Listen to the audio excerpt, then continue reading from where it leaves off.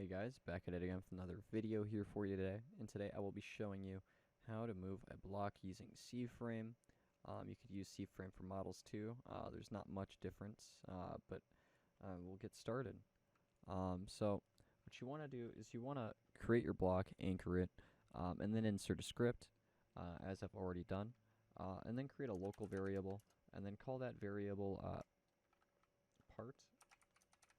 And that's basically just going to get the either the model primary part or the only part that the script is in.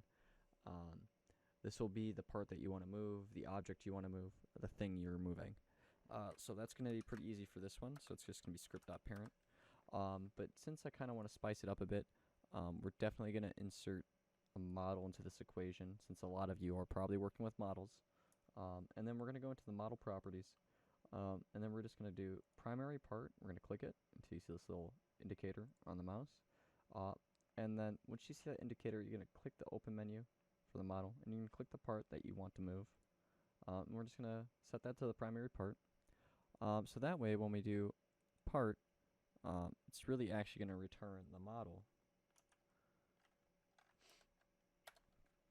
So what we do instead is we insert a slightly different line of code to move the model. So what you want to insert is part colon set primary part cframe, and then the cframe you want.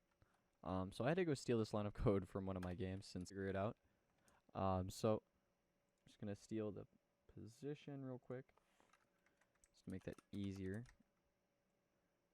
Just gonna paste the position of the current part, the primary part of the model, into this box, and then whatever variable you want to change, I would definitely recommend changing each individually through addition and subtraction.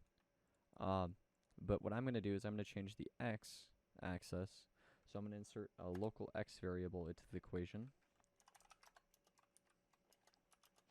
And then for x, I'm going to insert the starting position.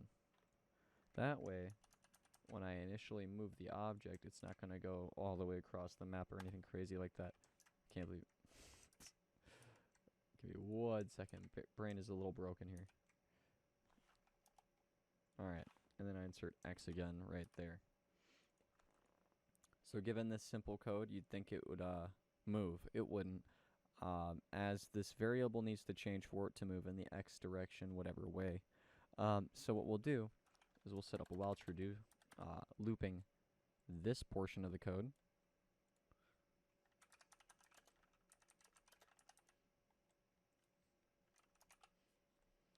And then with a while true do, if you don't insert a wait of any kind, the code will just not work, and it will lag you. So we'll just do a tick, essentially.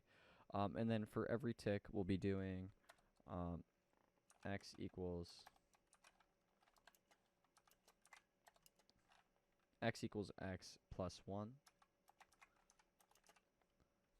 And then so every tick or so, it'll move about 1 stud or so. So I mean, if we were to just run this right quick, it should just run as is. Give me 1 second, feeling a little special today. That isn't very smooth now, is it?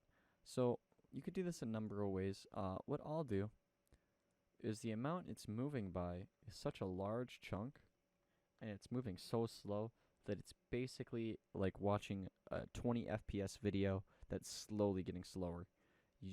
The more you watch it, the more you notice how slow it is actually moving and how stuttery it is. So here's what we'll do. For every hundredths of a second, right, we'll add this number, right, this fractional number. So now when we run it,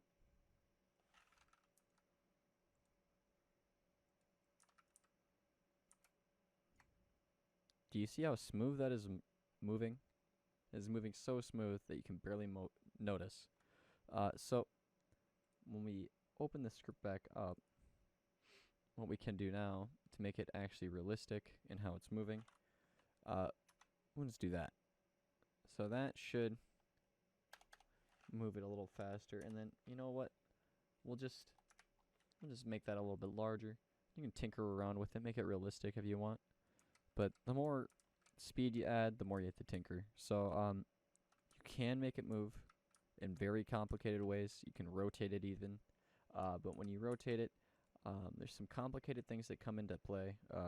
Basically what you end up doing is you end up multiplying the C-frame of this part basically against whatever angle you want to put into it, and it's calculated in rads.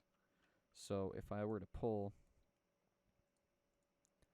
an example for you, it would be this right here on a very top secret project I'm working on.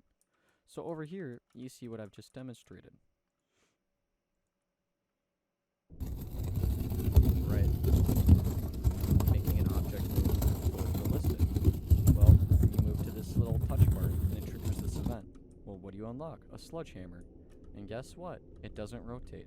But when you go over here and you witness when you try to incorporate some kind of rotation, I believe there is some tinkering I have to do to the script for it to rotate, but I'll just run it once. Yeah, there you go. It's rotating, but in the wrong direction. The ideal idea for this rotation event is it's falling against the other shelf.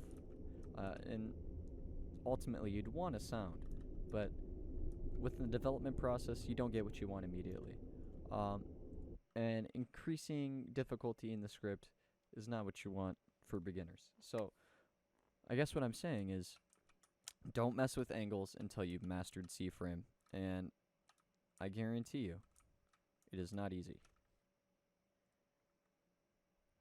But then again, that is only a theory, a game theory. Until next time, please subscribe. Hope you enjoyed my banter and XQC-like content. Enjoy. Have a nice day.